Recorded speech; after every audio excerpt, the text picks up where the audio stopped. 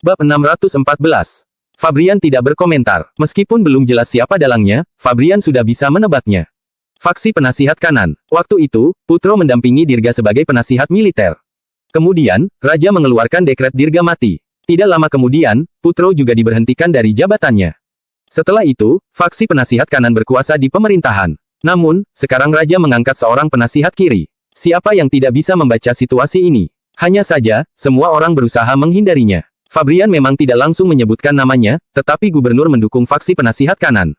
Jadi, penasihat kanan pasti akan marah jika mendengar ucapan ini. Hal ini karena dia tahu Fabrian sedang menyindirnya. Kamu memang nggak bilang itu perbuatan siapa, tapi, semua orang bisa menebaknya dari sindiranmu.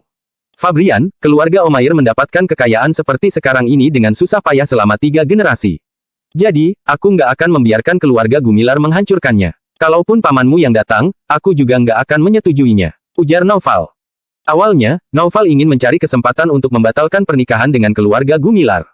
Hanya saja, dia tidak menemukan saat yang tepat. Jadi, mana mungkin dia melepaskan kesempatan yang didapatkan dengan susah payah ini. Aku akan mengirimkan surat kepada pamanmu untuk membatalkan pernikahan ini, ujar Naufal. Sesudah itu, dia hendak masuk untuk menulis surat pembatalan pernikahan. Namun, tiba-tiba bawahan Naufal datang. Bawahan itu melaporkan. Pak Naufal, di luar ada orang yang bernama Wira ingin bertemu denganmu. Fabrian yang mendengar laporan bawahan seketika merasa senang. Akhirnya, Wira datang. Naufal mendengus dan menyahut begitu mendengar perkataan bawahan. Aku nggak kenal dengan orang itu. Usir saja dia. Tapi, Wira bilang dia ingin berbisnis dengan Pak Naufal, kata bawahan. Naufal kebingungan. Wira ingin berbisnis dengannya. Bisnis keluarga Omair sangat bagus, sama sekali tidak perlu bekerja sama dengan orang lain. Namun, Naufal tahu Wira memang merupakan seorang pebisnis hebat. Beberapa hari yang lalu, parfum yang dijualnya sangat laku di Provinsi Jawali. Orang yang ingin membelinya juga harus membayar mahal untuk mendapatkannya dari orang lain. Istri Naufal bahkan terus memohon kepadanya untuk membeli parfum itu. Naufal baru mendapatkan 1 botol parfum setelah meminta bantuan orang. Dia menghabiskan 800.000 gabak untuk membeli parfum yang awalnya seharga 500.000 gabak. Akan tetapi, parfum itu memang cukup bagus. Naufal memikirkannya sejenak. Apa Wira datang untuk berbisnis parfum dengannya? Kalau begitu, ini adalah kesempatan bagus. Naufal melirik Fabrian sekilas, lalu berucap kepada bawahannya. Suruh dia masuk. Kala ini, Wira hanya membawa Pramana masuk sambil membawa banyak hadiah. Wira menyapa dengan sopan. Halo, Pak Naufal. Sebenarnya, Wira datang untuk mengurus masalah pernikahan Fabrian. Wira memang tidak tahu alasan Putro memiliki perjanjian pernikahan dengan keluarga Omair. Namun, Wira merasa Putro adalah orang yang bijak dan setia kawan. Jadi, Putro pasti punya alasan berbuat seperti ini. Setelah mempertimbangkannya, Wira pun mendatangi kediaman keluarga Omair. Fabrian yang berada di samping merasa malu dan menunduk begitu melihat kedatangan Wira. Jika bukan karena semalam dia mabuk dan bicara sembarangan, Wira juga tidak perlu datang ke sini. Wira malah tertawa dan menggeleng untuk mengisyaratkan kepada Fabrian agar tidak perlu khawatir. Kemudian, Naufal berucap dengan tergesa-gesa. Tuan Wira terlalu sungkan. Ngomong-ngomong, Tuan Wira mau membicarakan masalah apa denganku? Menurut Naufal, kemungkinan besar Wira datang untuk membicarakan bisnis parfum. Wira hanya tersenyum, lalu menyahut. Tentu saja bisnis yang menguntungkan. Pak Naufal, silakan lihat ini. Setelah itu, Wira membuka kotak dan mengeluarkan gelas kristal. Namun, sebenarnya ini adalah gelas kaca. Hanya saja, barang ini akan menjadi lebih bernilai jika disebut sebagai gelas kristal. Naufal menimpali.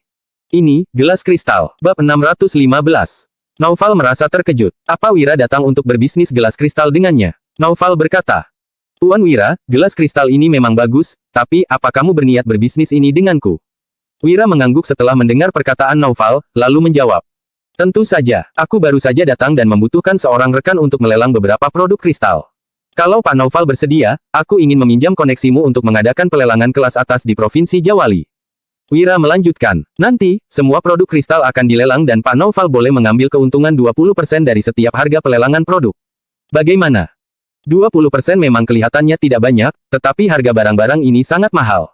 Gelas kristal seperti ini bahkan bisa dilelang seharga ratusan juta gabak. Naufal menelan ludah, berarti dia akan mendapatkan keuntungan puluhan juta gabak, Naufal berujar. Tuan Wira, kamu punya berapa banyak produk kristal seperti ini? Wira menyahut, nggak banyak, hanya 20 produk. Kali ini, Wira tidak membawa banyak produk kristal. Selain itu, barang yang langka lebih berharga. Kalau diproduksi terlalu banyak, nilai produknya tidak akan terlalu tinggi. 20 produk kristal masih bisa dijual di Provinsi Jawali. Naufal berucap. 20 produk. Naufal mulai menghitung. Jika benar-benar bekerja sama dengan Wira, setidaknya Naufal bisa memperoleh pendapatan bersih miliaran gabak. Ini adalah keuntungan keluarga Omair selama 3 tahun. Siapapun tidak akan menolak keuntungan sebesar ini. Namun, Naufal juga tahu bahwa di dunia ini tidak ada yang gratis. Jadi, dia bertanya, Tuan Wira, aku sangat berterima kasih karena kamu mencariku untuk membicarakan bisnis yang menguntungkan seperti ini. Hanya saja, apa persyaratanmu? Wira melambaikan tangannya dan menjawab, aku dan Kak Putro berteman baik, makanya aku menganggap Fabrian sebagai keponakanku. Jadi, aku pikir sebaiknya bekerja sama dengan orang dekat. Kebetulan Fabrian punya perjanjian pernikahan dengan keluarga Omair. Itulah sebabnya, aku datang mencari Pak Naufal. Kemudian, Wira tersenyum dan bertanya lagi, Pak Naufal, kamu nggak keberatan, kan? Ekspresi Naufal berubah drastis begitu mendengar ucapan Wira. Ternyata, Wira datang untuk mengurus masalah Fabrian. Hanya saja, Naufal benar-benar ingin membatalkan pernikahan. Selain itu, Naufal berniat menikahkan putrinya dengan putra gubernur.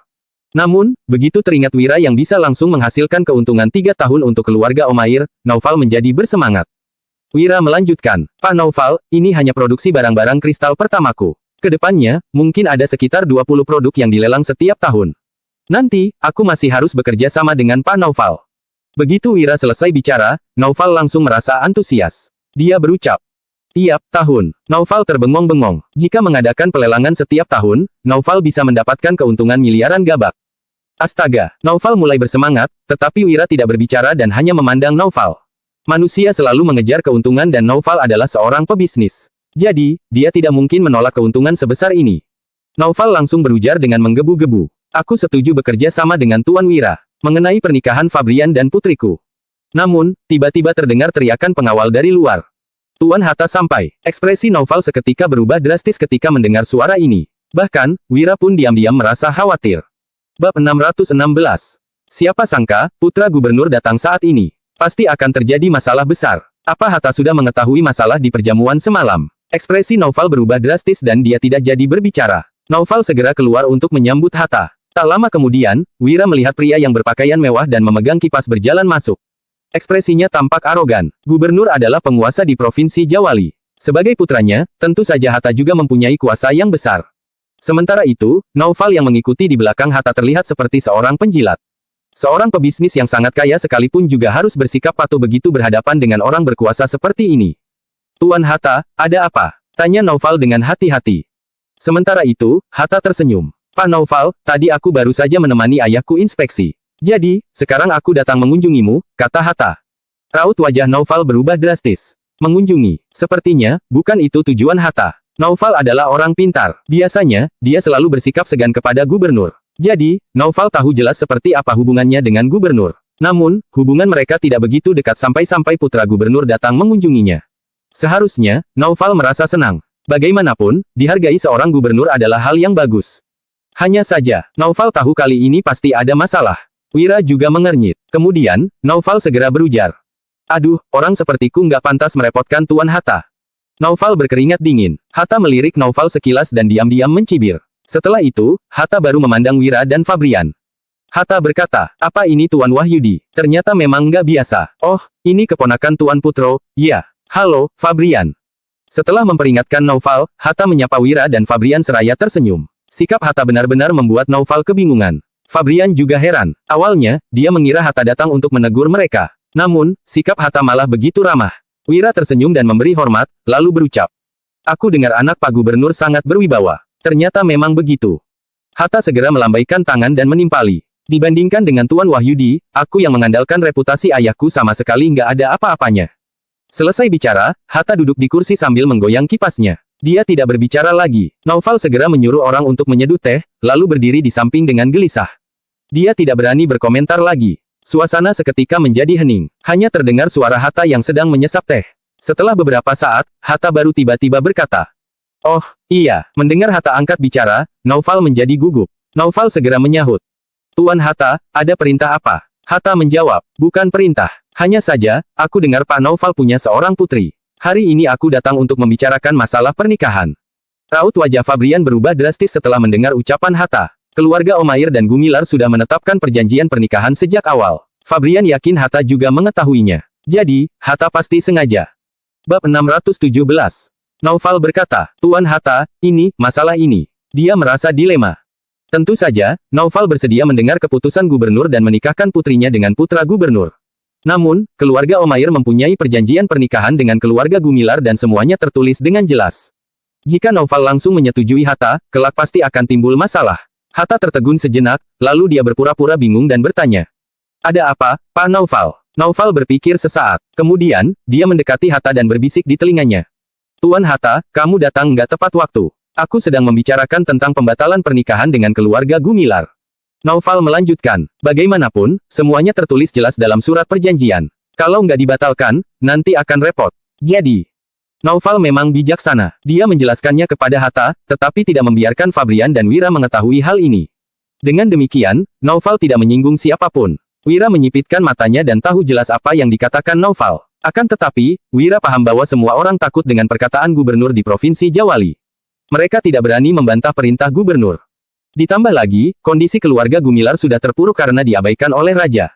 Takutnya, keluarga Gumilar tidak akan bisa bangkit lagi. Awalnya, Wira ingin memanfaatkan bisnis untuk membuat Naufal berkompromi. Bagaimanapun, memakai uang lebih efektif daripada perasaan. Hanya saja, uang sebanyak apapun tidak ada gunanya jika dibandingkan dengan kekuasaan. Kala ini, Naufal pasti sudah bertekad untuk membatalkan pernikahan dengan keluarga Gumilar. Wira mendesah, dia juga tidak tahu bagaimana keputusan Putro. Apakah Putro ingin bersikeras mempertahankan pernikahan ini atau sebenarnya ini hanya formalitas? Menurut Wira, keluarga Omair juga tidak perlu ragu-ragu. Sementara itu, Naufal yang munafik juga tidak pantas menjadi besan keluarga Gumilar. Jadi, Wira merasa kalau pernikahan ini dibatalkan, juga bukan hal yang merugikan. Meskipun kesal, setidaknya tidak perlu merasa khawatir lagi. Oh, kalau begitu, pernikahannya dibatalkan saja, ujar Hatta. Dia tidak merendahkan suaranya, tetapi langsung melihat ke arah Fabrian. Hatta melanjutkan perkataannya. Tuan Fabrian, ayahku sendiri yang menjodohkan aku dengan nona besar keluarga Omair. Mengenai kamu dan keluarga Omair, hubungan kalian juga nggak terlalu dekat. Jadi, lebih baik pernikahan ini dibatalkan saja. Begitu Hatta selesai bicara, ekspresi Fabrian menjadi muram. Fabrian mendengus dan menimpali. Ini urusanku dengan keluarga Omair. Sepertinya nggak ada hubungannya dengan Tuan Hatta, kan? Sebenarnya, Fabrian tidak terlalu memedulikan pernikahan ini. Namun, saat pernikahannya dibatalkan di depan semua orang, Fabrian merasa dirinya dan Putro dipermalukan. Tentu saja, Fabrian tidak bisa menerima hal ini. Hatta menyahut, hahaha, nggak ada hubungannya denganku. Di Provinsi Jawali, nggak ada satupun masalah yang nggak ada hubungannya denganku. Fabrian, aku sarankan kamu untuk membatalkan pernikahan ini. Kalau enggak, aku akan melaporkan ucapanmu semalam agar keluarga Gumilar terkena masalah. Hatta menambahkan, sekarang, aku bersedia berdamai denganmu. Jadi, sebaiknya kamu jangan bersikap keterlaluan. Sikap Hatta sangat arogan. Dia mengetahui kelemahan Fabrian dan memiliki kekuasaan besar. Ayahnya juga merupakan gubernur. Itulah sebabnya, Hatta sangat percaya diri. Fabrian yang kesal masih ingat menanggapi perkataan Hatta. Namun, Wira mendesah dan menghalangi Fabrian, lalu berujar. Pria sejati nggak akan merebut milik orang lain. Bukannya kamu agak keterlaluan kalau bersikap seperti ini? Keluarga Marino itu sangat terhormat dan termasuk orang penting di pemerintahan. Dengan memaksa keluarga Omair dan Gumilar membatalkan pernikahan seperti ini, bukankah reputasi keluarga Marino akan tercemar kalau kabar ini tersebar? Lanjut Wira. Naufal tercengang sesudah mendengar perkataan Wira. Apa Wira sudah gila? Beraninya dia berbicara seperti ini dengan Hatta. Ini adalah Provinsi Jawali. Apalagi, Wira adalah orang yang disalahkan pemerintah dan tidak akan dipekerjakan pemerintah selamanya. Nasibnya sama saja dengan Putro. Fabrian juga tidak menyangka Wira begitu arogan. Bahkan, Hatta juga tertegun. Ini adalah pertama kalinya Hatta bertemu dengan orang yang berbicara seperti ini kepadanya. Bab 618. Hatta langsung murka. Dia membentak, Wira, beraninya kamu bicara begitu kepadaku. Wira juga tahu bahwa hari ini Hatta datang untuk mencari masalah, jadi Wira tidak terlalu memedulikannya. Wira berucap, aku nggak berani, tapi, apa yang kubilang memang kenyataan. Kedua keluarga ini punya perjanjian pernikahan.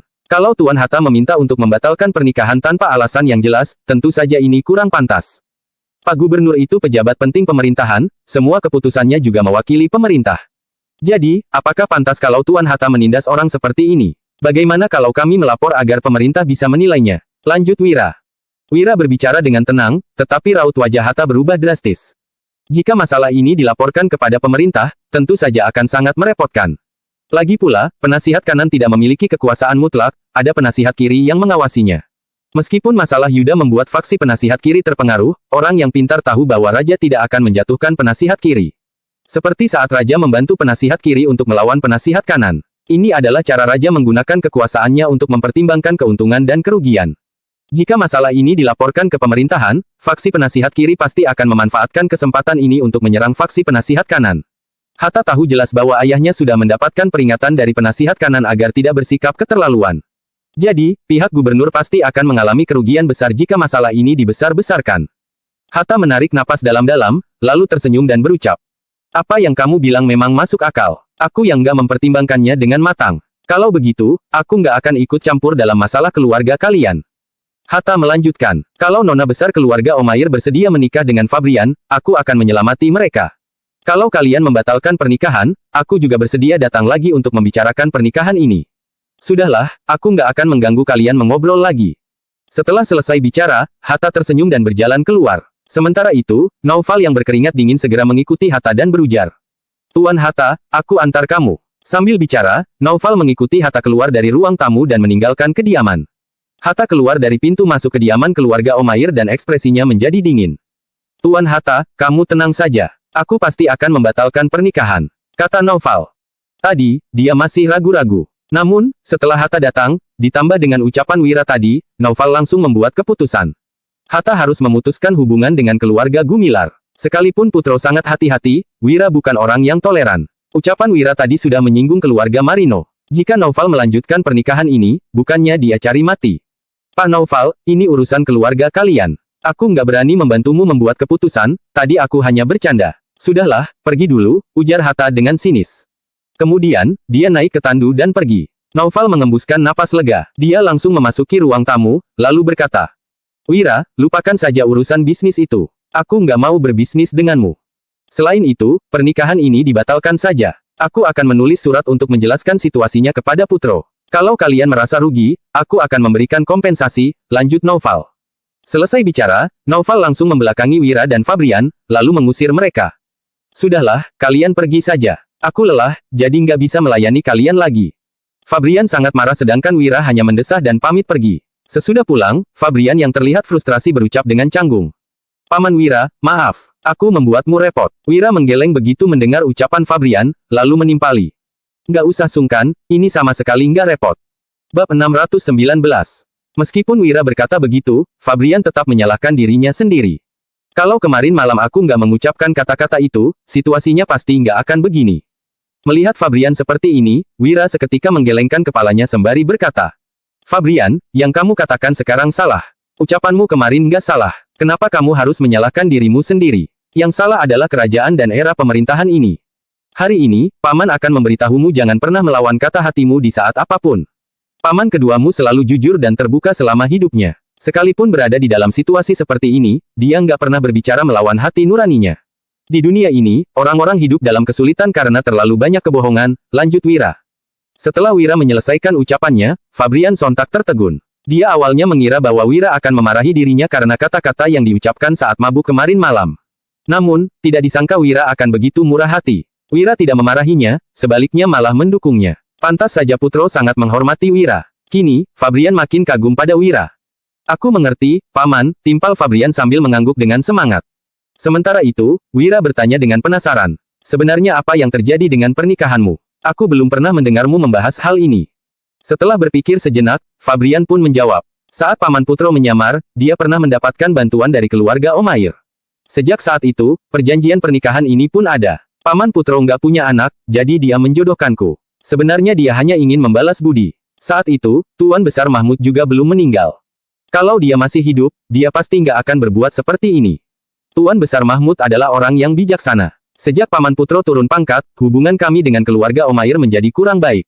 Tapi, Paman Putro adalah orang yang selalu menepati janji. Dia nggak pernah melupakan perjanjian pernikahan dengan keluarga Omair. Itulah sebabnya aku kemari. Hanya saja. Ekspresi Fabrian terlihat tertekan. Fabrian memang tidak menyelesaikan ucapannya, tetapi Wira sudah paham. Dia berkata, aku mengerti. Masalah ini, biar Putro yang memutuskan saja. Bagaimanapun juga, masalah ini melibatkan banyak hal, apalagi saat ini keluarga Omair tidak berniat untuk melanjutkan pernikahan ini. Dengan temperamen Putro, dia pasti tidak akan mengatakan apa-apa. Aku sudah mengirim surat untuk Paman Putro. Mungkin sebentar lagi akan ada kabar, ucap Fabrian. Melihat ekspresi Fabrian yang seperti ini, Wira tiba-tiba memikirkan sesuatu dan berkata, Omong-omong, apa kamu punya perasaan pada nona besar keluarga Omair? Kalau kamu suka padanya dan kalian berdua saling mencintai, kamu nggak perlu mengkhawatirkan apapun lagi. Tapi, kalau kamu menikah hanya demi memenuhi janji, kedepannya kamu nggak akan bahagia. Wira segera mengatakan apa yang sedang dipikirkan. Mendengar ini, Fabrian sontak menggeleng. Dia tersenyum getir sembari menimpali. Aku nggak pernah bertemu dengan nona besar keluarga Omair satu kali pun. Bagaimana aku bisa punya perasaan padanya? Wira seketika paham dan tahu apa yang harus dilakukan. Putro mungkin tidak akan menyetujui pernikahan ini. Di sisi lain, Hatta kembali ke kediaman gubernur dan bergegas ke ruang kerja. Dia berkata, "Ayah, aku pulang." Di dalam ruang kerja, Lukman sedang memegang sebuah buku. Begitu melihat Hatta kembali, dia bertanya, "Apa kamu sudah bertemu dengan Wira?" Petik 2. "Sudah, ayah," jawab Hatta dengan cepat. Lukman bertanya lagi, "Menurutmu, bagaimana orangnya?" Hatta berpikir sejenak, lalu berucap, "Ayah, menurutku Wira sangat berani dan cerdas." Lukman tersenyum dan sama sekali tidak terkejut. Dia menimpali, "Orang ini sampai dibicarakan oleh pemerintah. Dia didukung oleh penasihat kiri dan ditakuti oleh penasihat kanan. Menurutku, dia nggak hanya sekadar berani dan cerdas." Bab 620. Lukman meletakkan buku yang ada di tangannya, lalu menatap Hatta sambil berkata, "Nak, ayah memang nggak terlalu mengenal Wira, tapi ayah tahu beberapa hal tentang dirinya. Wira adalah orang yang sangat hebat. Kalau nggak, penasihat kanan nggak mungkin akan takut padanya." Hatta menghela napas, lalu bertanya, "Ayah, jangan-jangan yang dikatakan Yuda benar bahwa Wira adalah dalang di balik kerusuhan kerajaan Agrel?" Lukman mengangguk sembari menjawab, "Masalah ini 80% benar. Wira memiliki bakat yang hebat. Penasihat kanan juga ingin merekrutnya. Tapi, Wira sepertinya nggak sejalan dengan penasihat kanan sehingga mereka nggak bisa bekerja sama. Jadi, Wira nggak bisa menjadi sekutu dan hanya bisa dianggap sebagai musuh." Mendengar ini, Hatta buru-buru bertanya, "Ayah, kita harus bagaimana? Apa langsung membunuhnya?" "Membunuh? Apa kamu kira dia gampang dibunuh? Dia saja bisa menghadapi bahaya dengan mudah. Sulit untuk membunuhnya. Selain itu, apa kamu lupa bagaimana Dirja dihukum?" timpal Lukman. Hatta menyipitkan matanya. Jantungnya berdetak dengan kencang saat memikirkan kejadian saat Wira membunuh Dirja. Satu hal lagi, pemerintah nggak memandang serius Fabrian, bahkan merasa jijik. Apa kamu tahu seberapa besar prestisenya di dunia? Orang-orang yang nggak terlibat dalam urusan pemerintahan adalah temannya. Apalagi, saat itu Putro selalu berada di sisi Panglima Dirga dan memiliki reputasi yang sangat baik. Apa kamu tahu berapa banyak orang yang kagum pada Panglima Dirga sekarang? Lukman mengatakan ini dengan gugup. Mereka memang orang-orang yang tidak dipandang serius oleh pemerintah. Akan tetapi, sulit sekali untuk melenyapkan mereka. Dia dilindungi oleh penasihat kiri dan rakyat yang menjunjung tinggi keadilan. Ayah benar-benar nggak mau berurusan dengan orang seperti ini, gumam Lukman. "Ayah, kenapa ayah memintaku mengatakan ini pada keluarga Omair? Bukankah ini akan menyinggung Wira?" tanya Hatta. Lukman tersenyum sembari menimpali, "Coba saja. Ayah rasa Wira akan mengerti. Apalagi, ayah hanya bertindak sesuai keadaan dan membantu Putro. Apa kamu kira Putro benar-benar memandang keluarga Omair? Keadaannya akan berbeda kalau Tuan Besar Mahmud masih hidup. Sekarang, Naufal hanyalah seorang pecundang. Dia sudah nggak layak menjadi mertua Fabrian." Hatta mengangguk karena berpikir bahwa semua yang dikatakan ayahnya ada benarnya. Dia bahkan lebih terkejut saat mengetahui niat ayahnya. Hari ini, dia sepertinya akan pergi ke kediaman keluarga Omair untuk memaksa keluarga Gumilar. Namun jika dipikir-pikir, hal ini hanya akan menguntungkan Putro. "Lalu, bagaimana dengan keluarga Linardi?" tanya Hatta. Lukman tersenyum sejenak, lalu menjawab, "Keluarga Linardi, ayah nggak tahu siapa yang memiliki ide ini. Mereka benar-benar menjodohkan putri mereka yang sudah menikah denganmu. Hal ini sangat konyol. Kalaupun belum menikah, putri mereka juga nggak layak untuk menjadi menantu keluarga Marino." Hatta makin bingung saat mendengar ini. Dia bertanya lagi, "Ayah, apa maksudmu? Bukankah faksi penasihat kanan berharap agar faksi penasihat kiri bergantung padanya? Sepengetahuanku, hubungan keluarga Linardi dan penasihat kiri sangat baik." Setelah ucapan Hatta selesai, Lukman menggeleng seraya berucap, "Keluarga Linardi adalah keluarga terpelajar. Mereka memang terlihat baik dengan penasihat kiri, tapi apa kamu melihat apa yang mereka lakukan pada penasihat kiri?" Bab 621. Si tua bangka dari keluarga Linardi adalah orang yang sangat licik. Kejadian saat itu saja hampir menyebabkan keluarga mereka hancur. Kalau sudah seperti ini, apa sekarang mereka masih berani terlibat dalam perselisihan pemerintahan? Penasihat kanan sudah memberitahuku sejak awal bahwa keluarga Linardi nggak ada gunanya. Jadi, kita nggak perlu memanfaatkan mereka lagi. Hatta akhirnya mengerti setelah mendengar penjelasan ini. Dia bertanya, "Ayah, menurutmu apa kita harus menghadapi Wira? Kalau kita berurusan dengan Wira, penasihat kanan pasti sangat senang." Lukman mengangguk sembari berujar, "Kita masih harus mempertimbangkan masalah ini. Untuk melenyapkan Wira, kita harus menyingkirkannya dengan satu serangan saja. Kita nggak boleh memberinya kesempatan untuk melawan, apalagi hanya menggertak. Satu hal lagi, kita jangan turun tangan langsung. Akan lebih baik kalau kita meminta bantuan orang lain untuk menyingkirkannya. Hatta sontak bingung dan bertanya, ayah, kalau begitu kita akan minta bantuan siapa? Lukman tersenyum tipis sambil menjawab, Wira adalah warga sipil. Kita tentu harus mengandalkan kekuatan orang yang ada di luar pemerintahan untuk melawannya. Terlebih lagi, banyak orang yang telah memandang Wira. Di era ini, orang yang kaya dan berbakat adalah orang yang paling ditakuti. Sekarang bisnis Wira makin besar. Menurutmu, apa orang-orang itu akan diam saja? Kebingungan Hatta akhirnya terjawab lagi. Dia berkata, aku mengerti, ayah. Mereka mungkin sangat ingin bertindak, tapi saat ini mereka sedang mengawasi keadaan. Kalau mereka benar-benar bertindak, mereka nggak akan memedulikan Putro. Lukman mengangguk dan berucap, beberapa transaksi nggak bisa dilakukan di depan umum. Orang-orang kaya memegang peranan penting dalam perpajakan dan perbendaharaan negara. Mereka seharusnya lebih terbuka. Sudahlah, kabari orang-orang itu dan katakan bahwa keputusan ada di tangan mereka. Setelah mendengar ini, Hatta segera mengangguk dan meninggalkan ruang kerja. Tidak lama kemudian, sepucuk surat dikirim keluar dari kediaman gubernur. Wira tentu saja tidak tahu tentang semua ini. Kini, keluarga Omair tidak dapat bekerja sama dengannya untuk melelang produk kristal. Wira pun mencari keluarga lain. Sementara itu, Wira meminta seseorang menyampaikan kabar ke kampung Silali untuk meminta mereka membuat parfum lagi. Dia tidak hanya akan menjualnya di Provinsi Jawali, tetapi juga akan mulai menjualnya di Kabupaten Uswal dan kota pusat pemerintahan Roino. Dia akan mulai mengembangkan wilayah bisnisnya sendiri. Keesokan paginya, Wira hendak mempelajari cara untuk melelang produk kristal ini. Tidak disangka, tiba-tiba ada seorang pelayan laki-laki yang berdiri di depan pintu.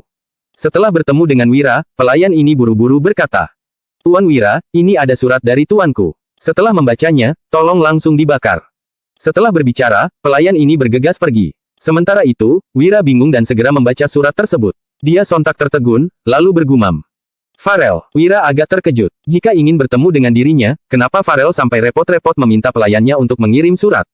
Setelah membaca suratnya, Wira tidak tahu harus berbuat apa. Dia berpikir sejenak, lalu menatap Danu sembari berkata, Ayo, ikut aku pergi ke rumah bordil Vion. Danu terbelalak dan melihat sekeliling.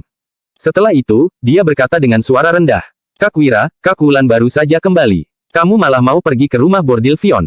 Bukankah ini nggak baik? Wira terbatuk-batuk, lalu tertawa sambil marah. Kamu kira aku pergi ke sana untuk melakukan hal buruk? Farel ingin bertemu denganku di sana. Kali ini, dia begitu waspada. Pasti ada yang nggak beres. Bab 622. Danu baru mengerti setelah mendengar penjelasan Wira. Saat ini, di ruangan privat yang gelap dalam rumah bordil Vion, Farel dan gadis berpakaian ungu sedang duduk sambil minum teh. Biarpun sudah sering ke sini, setiap kali datang aku selalu merasa tempat ini bagus. Pantas saja para pria senang datang ke sini, ujar Farel sambil menggoyangkan kipas lipatnya dan tersenyum tipis. Dia benar-benar kelihatan seperti tuan muda yang datang untuk bersenang-senang. Sebagai seorang wanita, kamu benar-benar nggak tahu malu dengan datang ke tempat seperti ini, balas gadis berpakaian ungu dengan kesal. Farel sontak tersenyum dan berkata, bukannya kamu juga di sini sekarang. Kamu harus belajar cara wanita di sini menyenangkan pria. Itu bisa dibilang sebuah seni. Biasanya, gadis berpakaian ungu itu pasti akan marah. Namun, sekarang dia hanya tersenyum dan berkata, justru kamu yang harus belajar. Dengan begitu, mungkin kamu benaran bisa menaklukkan Wira. Kamu tahu sendiri kalau Wira ini pria setia, kan? Dewina si penyanyi nomor 1 di Provinsi Jawali yang cantik saja nggak bisa menaklukkan dia. Ujar Farel dengan kesal. Gadis berpakaian ungu menggeleng dan berkata, belum tentu. Kalau Wira benar-benar setia, dia nggak mungkin berselingkuh dengan putri dari keluarga Wibowo itu, kan? Biarpun Dewina cantik, dia masih kalah darimu. Kalau kamu turun tangan sendiri, mungkin kamu benaran bisa membuatnya jatuh cinta. Farel tahu bahwa gadis berpakaian ungu itu sedang menggodanya. Jadi, dia langsung membalik tubuh gadis itu, lalu menepuk bokongnya dengan kesal sambil mengomel. Gadis busuk, berani sekali kamu menggodaku. Aku akan menghukummu sekarang juga. Gadis berpakaian ungu membalas tanpa ragu. Boleh. Tapi, kamu juga harus punya kemampuan untuk melakukannya. Farel makin kesal mendengarnya, dia memelototi gadis berpakaian ungu itu dan berkata dengan jengkel. Sudahlah, Wira akan segera tiba. Kalau dilihat olehnya, dia bakal berpikir ada sesuatu yang nggak beres di antara kita berdua. Usai berkata begitu, Farel duduk dan menunggu dengan tenang. Tidak lama kemudian, seseorang menyampaikan pesan bahwa Wira telah tiba. Wira datang ke rumah bordil Vion bersama Danu. Seseorang menyambut mereka secara pribadi, lalu membawa keduanya ke ruang privat di lantai 2. Begitu masuk, Wira menangkupkan tinjunya dan berkata sambil tersenyum. Tempat pertemuan yang kamu pilih ini sangat bagus. Aku belum pernah ke rumah bordil Vion sebelumnya. Sepertinya tempat ini punya posisi spesial di hatimu. Farel geram sekali mendengarnya. Wira jelas-jelas tahu bahwa dirinya seorang wanita, makanya dia menggodanya seperti itu. Namun, Farel tidak peduli. Jika Wira berani mengolok-oloknya, itu artinya hubungan mereka sudah selangkah lebih dekat. Meski belum bisa disebut sahabat, mereka bisa dianggap sebagai teman yang akur. Wira, silakan duduk. Kali ini, aku nggak mencarimu cuma untuk berbincang ria. Ada masalah serius yang ingin kubicarakan denganmu, ujar Farel. Dia meminta Wira duduk, lalu menuangkan secangkir teh untuknya seraya berkata, Wira, apa kamu tahu kalau kamu akan segera ketiban bencana besar? Wira tahu bahwa Farel mencarinya karena ada urusan penting. Akan tetapi, dia tidak tahu menahu soal bencana yang dibicarakan Farel. Jadi, dia berkata, Oh, boleh ku minta nasihatmu? Bukan nasihat sih, aku cuma mendapat beberapa informasi, sahut Farel. Kemudian, dia tersenyum tipis dan melanjutkan, Wira, semua orang tahu kalau kamu itu lihai berbisnis. Selain itu, kamu juga sangat pintar. Biarpun istana nggak mengakuimu, orang yang berotak tetap mengetahui kemampuanmu. Seenggaknya, orang-orang penasihat kiri dan penasihat kanan tahu hal itu. Wira mengangguk mengerti. Yuda adalah orang penasihat kiri, meskipun dia tidak menyatakannya secara terang-terangan, pada dasarnya semua orang sudah tahu. Bab 623. Yuda mengetahui kemampuan Wira dengan sangat baik. Jadi, tentu saja orang-orang penasihat kiri yang lain juga tahu. Selain itu, strategi membangun dan mempertahankan negara yang diusulkan Wira juga sudah mereka ketahui. Dari situ saja, mereka sudah memahami talenta Wira. Sementara itu, penasihat kanan dan para anteknya yang mampu memegang kekuasaan selama bertahun-tahun juga tidak bisa diremehkan. Terlebih lagi, saking waspadanya mereka sampai menghasut raja demi menundukkan Wira. Hal itu membuktikan bahwa mereka tahu tentang kemampuan Wira, tetapi hanya berpura-pura bodoh. Saat ini, satu-satunya orang yang tidak mengetahui bakat dan pengetahuan Wira yang sebenarnya hanyalah raja egois itu. Ujianmu berlebihan, ujar Wira sambil tersenyum. Farel berujar lagi, kamu seharusnya tahu situasimu sendiri saat ini. Awalnya, nggak ada yang berani mengusikmu berkat perlindungan orang-orang penasihat kiri. Tapi, dekret raja menjerumuskan kamu ke situasi sulit. Orang-orang penasihat kiri sekalipun kesulitan melindungimu. Belum lagi, orang-orang penasihat kanan sangat ingin menyingkirkanmu. Ini adalah masa-masa genting. Penasihat kanan itu orang yang sangat licik, dia nggak pernah turun tangan sendiri. Selalu ada orang-orang yang bisa dikerahkannya untuk membuat masalah denganmu. Kemungkinan, dia bermaksud memanfaatkan dekret raja untuk mendorong musuh-musuhmu menyingkirkanmu. Tak disangka, kamu menerima keputusan istana dengan lapang dada, sambung Farel. Sekarang, pengaruhmu makin kuat dan bisnismu makin melebar. Hal ini membuat beberapa orang ketakutan, jadi, bencana ini pun datang. Farel mengeluarkan sepucuk surat dan menyerahkannya seraya berkata, Wira, silakan baca sendiri. Wira mengambil surat itu, lalu menyipitkan matanya setelah membaca. Haha, rupanya begitu, gumam Wira. Surat itu tidak berisi banyak informasi, tetapi dari sana Wira tahu bahwa para musuhnya berencana menggunakan metode bisnis untuk menyingkirkannya.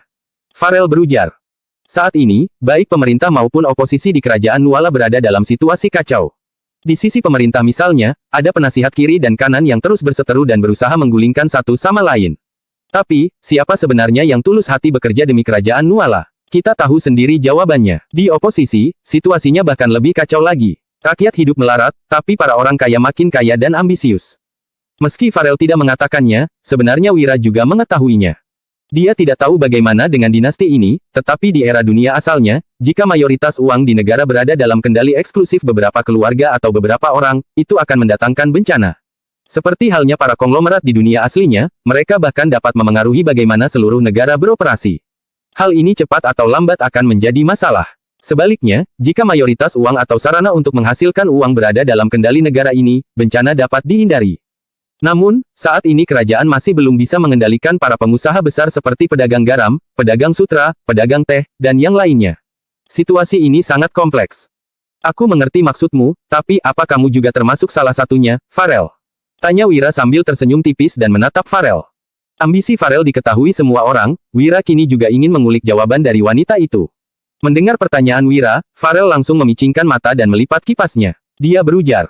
Wira, siapa orang di dunia ini yang nggak punya ambisi? Kalau kamu nggak punya ambisi, gimana kamu bisa menghasilkan banyak uang? Bab 624. Wira tidak menyangka bahwa Farel akan balik menanyai dirinya. Sejujurnya, ambisi Wira tidak sebesar orang-orang lain. Dia hanya ingin hidup dengan tenang. Soal uang, Wira memang merasa makin banyak uang akan makin baik. Lagi pula, tidak ada orang yang bisa hidup di dunia tanpa uang. Namun, jika dibandingkan dengan keluarga Barus, ambisinya masih kalah jauh. Keluarga Barus adalah keluarga terhormat yang memiliki banyak uang. Mereka juga pedagang besi terbesar di kerajaan. Keluarga Barus pada dasarnya menguasai kedua barang yang paling dibutuhkan saat perang pecah, yakni uang dan senjata. Dengan kekuatan sebesar itu, tidak heran jika mereka menjadi ambisius. Aku cuma tanya sambil lalu. Lanjutkan ucapanmu, ujar Wira sambil tersenyum. Farel melanjutkan, di luar istana, pedagang garam dan pedagang sutra dikendalikan oleh keluarga terhormat. Kebetulan, kamu juga terlibat dalam jalur penjualan garam, sebagai pedagang garam terbesar di kerajaan Nuala, keluarga Larasati di provinsi sebelah tentu saja nggak akan tinggal diam. Jadi, mereka akan menjadi pihak pertama yang melawanmu. Selain itu, semua toko uang di kerajaan dikendalikan bersama oleh para keluarga besar. Biarpun keluarga Barus juga salah satunya, aku nggak bisa membantu dalam masalah ini, tambah Farel dengan penuh sesal. Wira tahu bahwa para keluarga besar memiliki hubungan yang erat, setidaknya begitulah yang terlihat dari luar. Berhubung Wira bukan bagian dari keluarga Barus, mereka tidak mungkin ikut campur meski ada orang yang berniat mencelakainya. Ini merupakan salah satu cara Farel untuk merekrutnya ke dalam keluarga Barus. Hanya saja, wanita itu tidak langsung mengungkapkannya. Jika Wira bergabung dengan keluarga Barus sekarang, keluarga Barus pasti bisa menyelesaikan masalah ini.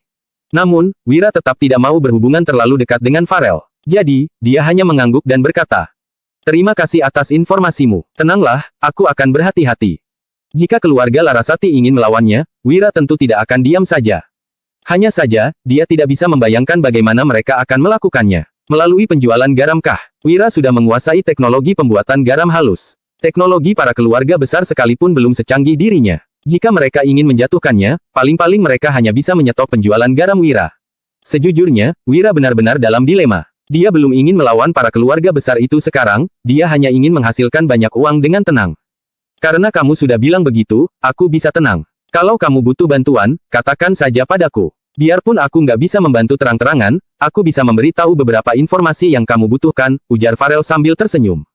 Wira menyampaikan terima kasihnya pada Farel. Dalam pandangannya, wanita ini benar-benar terlalu ambisius. Bahkan hal semacam ini juga dia sampaikan padanya. Lantaran keluarga baru sangat berkuasa, Wira tidak ingin terlalu dekat dengan mereka. Dia takut terlibat terlalu jauh dan tidak bisa melepaskan diri lagi. Meskipun Wira cukup kaya sekarang, dia masih kalah jauh jika dibandingkan dengan para keluarga terhormat.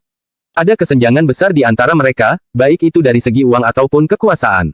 Wira juga tidak mungkin mendadak mengembangkan pengaruhnya secara gila-gilaan. Jika demikian, takutnya dia akan disingkirkan istana terlebih dahulu sebelum orang-orang ini sempat menyentuhnya. Kayaknya aku harus lebih berhati-hati, gumam Wira dalam hatinya. Kemudian, dia menangkupkan tinjunya pada Farel dan berkata, "Terima kasih atas kebaikanmu hari ini. Aku pasti akan mengingatnya."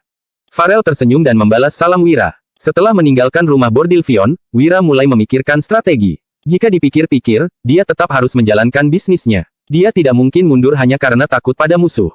Jika demikian, Wira akan makin dipandang rendah, lalu orang-orang akan makin nekat mengincarnya. "Danu, apa ada yang bersedia mengambil alih pelelangan?" tanya Wira. Dia telah meminta Danu untuk mencari tahu. Bagaimanapun, waktu pelelangan produk kristal sudah dekat. Danu menggeleng seraya menjawab, "Nggak ada. Tadinya, banyak yang tertarik, tapi tiba-tiba semuanya sunyi senyap dalam 2 hari terakhir. Mereka cuma bilang ingin mempertimbangkannya lagi." Bab 625. Mendengar ini, Wira pun tahu bahwa keluarga Larasati telah mulai bertindak. Kuharap mereka melawanku dengan metode bisnis yang jujur. Kalau mereka pakai cara kotor, aku nggak akan segan-segan pada mereka, gumam Wira. Dia juga punya batas kesabarannya sendiri. Jika orang-orang itu melawannya dengan metode bisnis, itu tidak masalah. Lagi pula, mereka semua adalah pebisnis. Wira hanya tidak suka jika orang-orang menggunakan cara yang tidak bermoral. Setidaknya, dia masih bisa menerima tindakan keluarga Larasati saat ini yang bermaksud menghentikan pelelangan. Langkah ekstrim ini tentu saja memengaruhi bisnis Wira, tetapi tidak banyak. "Kompetisi puisi Nasaka akan diadakan 2 hari lagi, kita jual saat itu saja," ujar Wira. Wira berencana menggunakan metode yang sama seperti saat menjual pedang Treksa. Akan ada banyak orang yang datang ke kompetisi puisi Nasaka. Dia yakin orang-orang di sana pasti tertarik membeli produknya. Wira pun menunggu dimulainya kompetisi puisi Nasaka dengan tenang. 2 hari kemudian, kompetisi puisi Nasaka akhirnya dimulai. Berbeda dengan kompetisi puisi naga tempo hari, kompetisi ini diselenggarakan dengan inisiatif penduduk Provinsi Jawali yang ahli dalam bidang puisi. Meski begitu, acara itu tetap menarik perhatian besar. Terdapat sebuah gunung terkenal bernama Gunung Nasaka di pinggiran Provinsi Jawali. Tempat ini selalu menjadi tempat berkumpul favorit orang-orang terpelajar di sekitar. Hari ini, banyak orang melajukan kereta mereka menuju Gunung Nasaka. Wira telah meminta Danu dan yang lainnya mempersiapkan barang-barang untuk dibawa ke Gunung Nasaka. Di dalam kereta, Wulan dan Wira duduk bersama.